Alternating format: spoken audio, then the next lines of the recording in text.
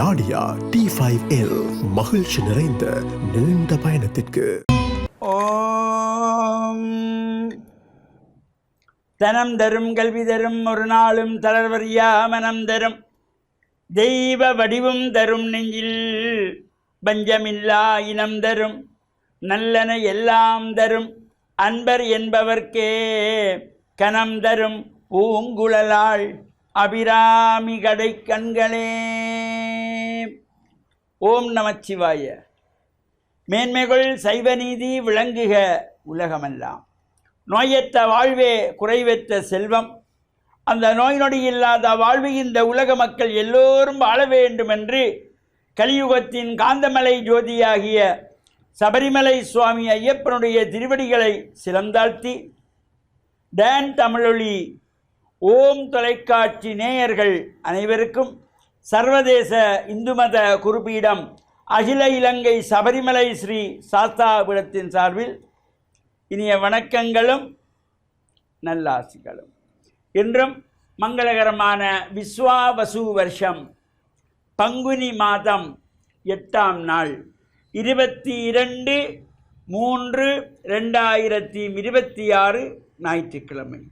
இன்று மலர்ந்திருக்கின்ற இன்றைய பொழுதும் நம் எல்லோருடைய வாழ்விலும் எல்லா விதமான சிறப்புகளும் வெற்றிகளும் கிடைக்க வேண்டும் என்று இறைவனை பிரார்த்தித்து இஷ்ட தெய்வங்கள் குலதெய்வங்களையும் வழிபாடு செய்து பெற்றோர்கள் பெரியோர்கள் குருவானவர்கள் ஆசிரியர்களை வணங்கி அவருடைய அன்பையும் ஆசியையும் பெறுகின்ற பொழுது எந்த நாளுமே நமக்கு நல்ல நாளாக அமைந்துவிடும். இன்று பானுவாரம் என்கின்ற ஞாயிற்றுக்கிழமை சூரிய பகவானை வழிபாடு செய்வதற்கு சிறந்த நாள். இந்த ஞாயிற்றுக்கிழமையிலே அதிகாலையில் எழுந்து சூரிய தரிசனம் செய்தால் உடல் ரீதியான நோய்களெல்லாம் நீக்கக்கூடிய சக்தி உண்டு. ஆலயங்களிலே நவக்கிரகங்களுக்குள் நடுநாயகமாவிட்டிருக்கின்ற சூரிய பகவானுக்கு சிகப்பு பட்டு சாத்தி சிகப்பு மலர்களாலே அர்ச்சனை வழிபாடுகள் செய்கின்ற பொழுதிலும் எல்லா சிறப்புகளும் கிடைக்கக்கூடியது. இன்று மாதங்கள் தோறும் அனுஷ்டிக்கின்றதாகிய விநாயகப் பெருமானை வேண்டி வழிபாடு செய்கின்ற வளர்பிறை சதுர்த்தி விரதம், சக்தி கணபதி சதுர்த்தியாக இந்த சதுர்த்தி விரத அனுஷ்டானங்கள் சிறப்பாக நடைபெறும். விநாயகர் ஆலயங்களிலே அபிஷேகங்கள் ஆராதனைகள் பூஜைகள் உற்சவங்கள் வெற்றில் நாமும் கலந்து விநாயகப் பெருமானுக்கு பிரீதியான சிதறுதங்காய் அடித்து வழிபாடுகள் செய்கின்ற பொழுது எல்லா விதமான கஷ்டங்களும் சிதறி வாழ்வில் உயர்வுகளெல்லாம் நமக்கு கிடைக்கக்கூடிய வகையிலே அமைந்திருப்பது. அவ்வாறாக இந்த விநாயகப் பெருமானுடைய வளர்பிறை சதுர்த்தி தினத்தில் விநாயகரையும் நாம் வழிபாடு செய்வதோடு எமது அகில இலங்கை சபரிமலை சாஸ்தாபீடத்தினுடைய 45வது ஆண்டு நிறைவை முன்னிட்டு சர்வதேச இந்து மத குறிப்பீடம் அகில இலங்கை சபரிமலை ஸ்ரீ சாஸ்தாபீடம் இணைந்து நடத்துகின்ற 45வது ஆண்டு மாபெரும் ஆன்மீக பெருவிழா எதிர்வருகின்ற ஏப்ரல் மாதம் 11ஆம் திகதி சனிக்கிழமை 11/4/2026 சனிக்கிழமை கொழும்பு விவேகானந்த சபை மண்டபத்திலே சிறப்பாக நடைபெற திருவருள் கூட்டியிருக்கின்றது. இந்த ஆன்மீக பெருவிழாவிலே பல்துறை சார்ந்தவர்கள் பாராட்டி கௌரவிக்கப்பட இருக்கின்றார்கள். கொழும்பு, யாழ்ப்பாணம், வவுனியா, மட்டக்களப்பு, திருகோணமலை, மலையகம் போன்ற பிரதேசங்களிலே மாவட்டங்களிலே இருந்து பல்துறை சார்ந்த கலை பிரமுகர்கள் சமய குருமார்கள் தெரிவு செய்யப்பட்டு இந்த ஆன்மீக விழாவிலே பாராட்டி கௌரவிக்கப்பட இருக்கின்றார்கள். பல்துறை சார்ந்தவர்கள் நடனாசிரியர்கள், சங்கீத இசை ஆசிரியர்கள், கவிஞர்கள், ஊடகவியலாளர்கள் என்று பல்துறை சார்ந்தவர்களும் இந்த விழாவிலே பாராட்டி கௌரவிக்கப்பட இருக்கின்ற நிகழ்வு எதிர்வருகின்ற ஏப்ரல் மாதம் 11ஆம் திகதி சனிக்கிழமை கொழும்பு விவேகானந்த சபை மண்டபத்திலே சிறப்பாக நடைபெற திருவருள் கூட்டியிருக்கின்றது. இவ்வாறு இந்த நிகழ்விலும் கலந்து கொள்வதோடு இன்றைய தினம் இந்த வளர்பிறை சதுர்த்தியிலே விநாயகரை வேண்டி வழிபட்டு அருள் பெற்று மண்ணில் நல்ல வண்ணம் வாழ டான் தமிழொலி ஓம் தொலைக்காட்சி நேயர்கள் அனைவருக்கும் சர்வதேச இந்து மத குருபடத்தின் சார்பில் நல்ல ஆசிகளை கூறிக்கொள்வதில் மகிழ்வு கொள்கிறோம். வணக்கம்.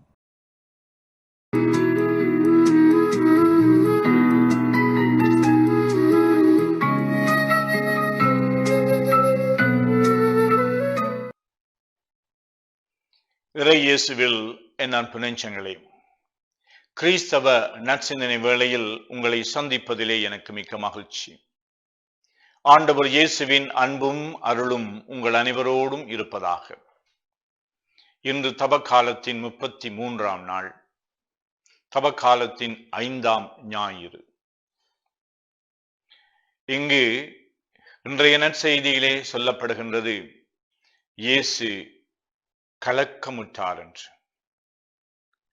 அவருடைய உள்ளம் குழப்பத்திலே இருந்தது. காரணம், அவருடைய சாவு நெருங்கி கொண்டு வந்தது. இந்த சாவை இயேசு எப்படி பார்த்தார்? மனித ரீதியாக இந்த சாவை எதிர்கொள்வது என்பது மிகவும் கடினமாக இருந்தது, குழப்பமாக இருந்தது, வேதனையாக இருந்தது. அதே வேளையிலே தனக்கும் இறைவனுக்கும் இடையிலே இருக்கின்ற அந்த உறவு நிலை, மனநிலையோடு, அந்த கண்ணோட்டத்தோடு அவர் பார்த்த பொழுது தன்னுடைய சாவு ஒரு மாற்றிப்படுத்தப்படுகின்ற நிலையாக காணுகின்றார்.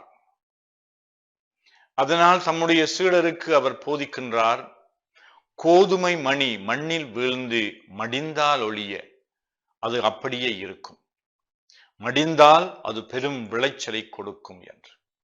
ஒரு விதை அது மண்ணுக்குள்ளே புதைக்கப்படுகின்ற பொழுது அது உண்மையிலேயே விதைக்கப்படுகின்றது. விதைக்கப்படுகின்ற பொழுது அது பயிராக வளர்ந்து அது விளைச்சலை கொடுக்கின்றது. ஒருவருடைய சாவு என்பது பலருக்கு வாழ்வாக அது மலர வேண்டும். கிறிஸ்துவினுடைய சாவு நிறைந்த பொருள் கொண்டதாக இருந்தது. காரணம், வாழ்வு பெற வேண்டும் என்றால் அங்கு தியாகம் இருக்க வேண்டும். சுயநலத்தோடு நாங்கள் எதை செய்தாலும் அது நல்ல பயனை கொடுக்காது. எங்களுடைய வாழ்வு அது மீட்பை நோக்கிய, விடுதலை நோக்கிய ஒரு பயணம் என்றால் நாங்கள் அனுதினம் எங்களுடைய சுயநலங்களுக்கு புதைக்கப்பட வேண்டும். எங்களுடைய சுயநலங்களை நாங்கள் களைந்து கொள்ள வேண்டும். சாவு ஏற்றுக்கொள்ள வேண்டும். இந்த சாவு என்பது உடலை விட்டு உயிர் பிரிகின்ற ஒரு நிலை அல்ல, மட்டுமல்ல, அது சாதாரணமான ஒரு சாவு. ஆனால் கிறிஸ்துவினுடைய சாவு என்பது அவர் தன்னை முழுமையாக அர்ப்பணித்தார் என்ற அவருடைய தியாகத்தினுடைய, அவருடைய தாராள சிந்தையினுடைய, அவருடைய நிறைவான அன்பினுடைய வெளிப்பாடு ஆகும். அதனாலும் இயேசு கலக்கமுற்றார்.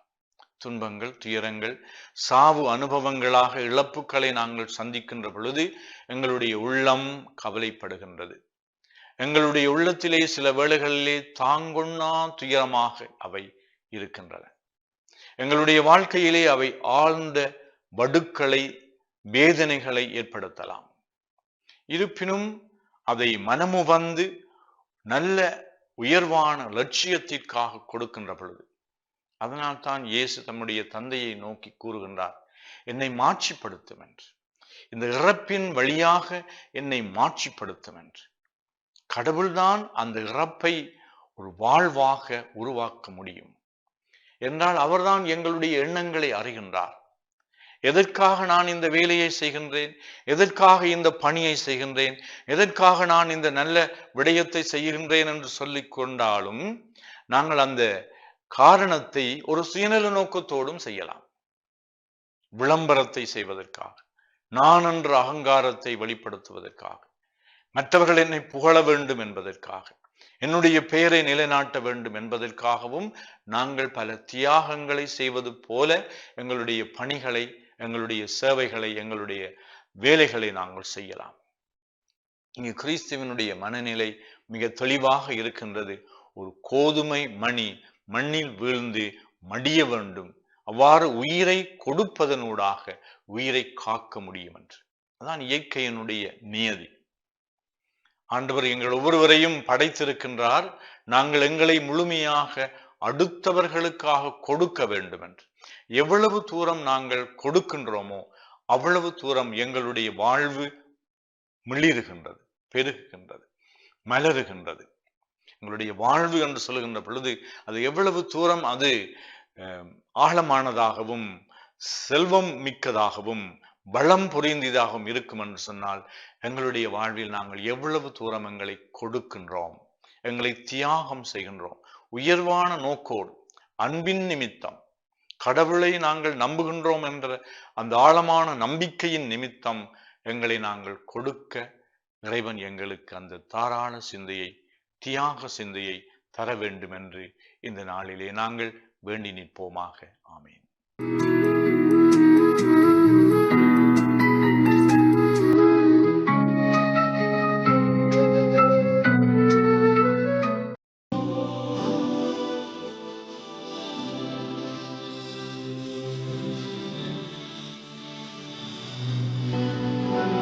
பிஸ்மில்லாஹிர் ரஹ்மானிர் ரஹீம். இஸ்லாமிய நற்சிந்தனையோடு இணைந்திருக்கக்கூடிய நேயர்கள் அனைவருக்கும் அஸ்ஸலாமு அலைக்கும் வரஹ்மத்துல்லாஹி வபரகாத்துஹு. இன்றைய இஸ்லாமிய நற்சிந்தனையில் ரசூலுல்லாஹி ஸல்லல்லாஹு அலைஹி வஸல்லம் அவர்கள் மனித சமூகத்திற்கு அறிமுகப்படுத்திய நீதி கொள்கை, நேர்மை கொள்கை என்பதை மிகச் சுருக்கமாக உங்களோடு பகிர்ந்து கொள்ளலாம் என்று ஆசைப்படுகின்றேன். ரசூலுல்லாஹி ஸல்லல்லாஹு அலைஹி வஸல்லம் அவர்கள் மனித சமூகத்தில் அல்லாஹ்வுடைய தூதராக அறிமுகம் செய்யப்பட்ட காலத்திலிருந்து மரணிக்கின்ற வரைக்கும் நீதிநெறி தவறாமல் நேர்மை என்றால் என்ன என்பதை மனித சமூகத்திற்கு தனது நடவடிக்கைகளினூடாக உணர்த்தக்கூடிய பக்குவமிக்க ஒரு தலைவராக இந்த மண்ணில் வாழ்ந்து காட்டினார்கள். நீதி நேர்மையை நிலைநாட்டுவதில் இஸ்லாமிய மார்க்கம் முன்னணியில் இருக்கின்றது என்பதை நாங்கள் புரிந்து கொள்ள வேண்டும். கருப்பர் வெள்ளையர்களுக்கு மத்தியில் எந்த வித்தியாசமும் கிடையாது. உயர்ந்தவன் தாழ்ந்தவன் என்ற பாகுபாடு கிடையாது. பணக்காரன் ஏழை என்ற வேற்றுமைகள் இஸ்லாத்தின் கண்ணோட்டத்தில் இருக்க முடியாது என்பதைத்தான் இந்த தீனுல் இஸ்லாம் தனது சட்டதிட்டங்களின் ஊடாக மனித சமூகத்திற்கு கற்றுக் கொடுக்கின்றது.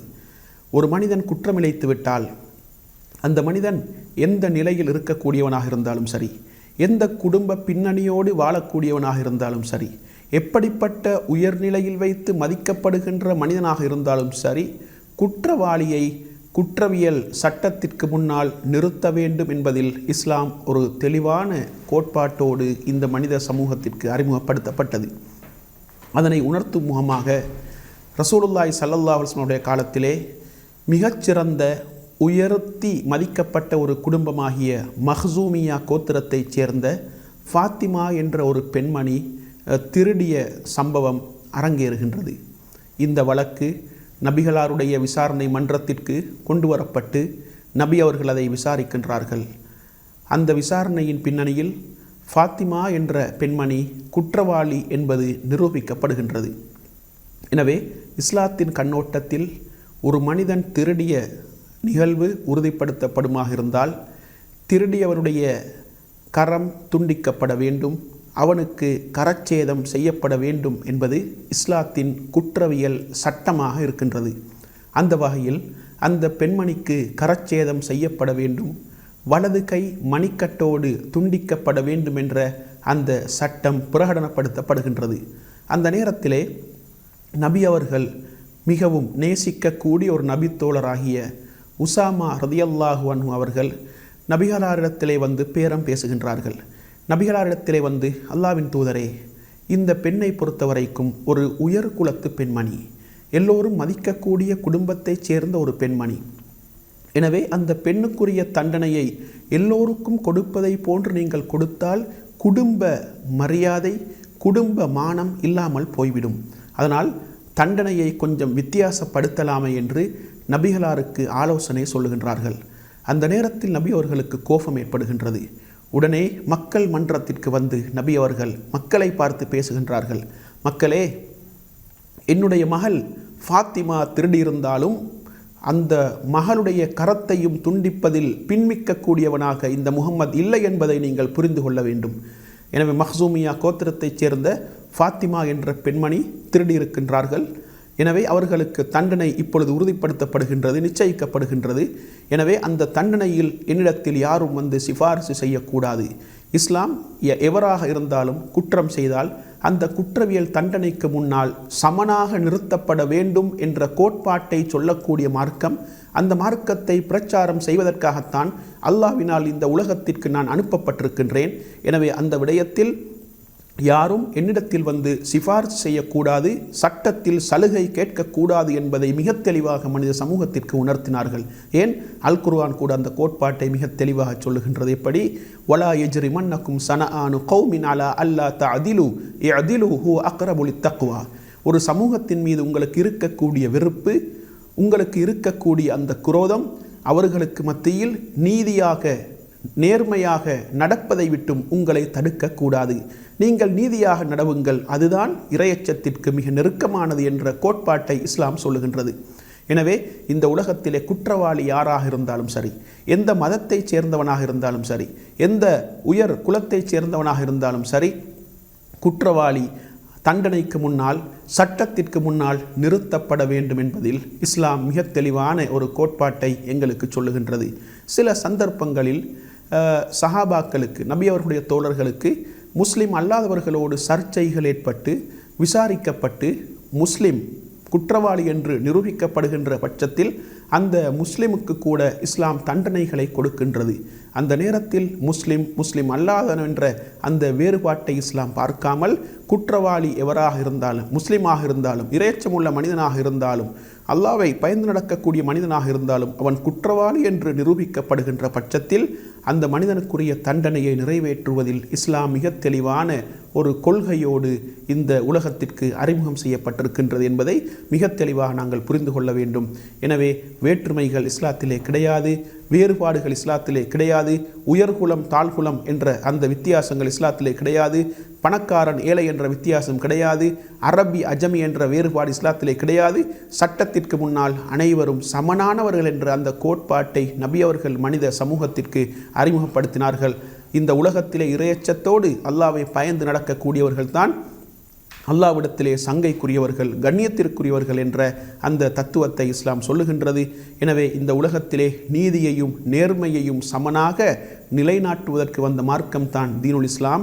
அந்த மார்க்கத்தை பிரச்சாரம் செய்ய வந்த அல்லாஹ்வின் தூதர் ஸல்லல்லாஹு அலைஹி வஸல்லம் அவர்கள் இந்த மண்ணிலே நீதியை, நேர்மையை மனித சமூகத்திற்கு மத்தியிலே கட்டியெழுப்பினார்கள். அதன் மூலம் நீதித்துறையின் முன்னோடியாக நபி அவர்கள் இந்த உலகத்திற்கு அறிமுகம் செய்யப்பட்டார்கள் என்பதை நாங்கள் புரிந்து நீதித்துறையை நேர்மையாக நாங்கள் நிலைநாட்டுவதற்குரிய பக்குவத்தை பெற்று வாழ்வதற்கு வல்லவன் ரஹ்மான் எனக்கும் உங்கள் அனைவருக்கும் துணை புரிவானாக.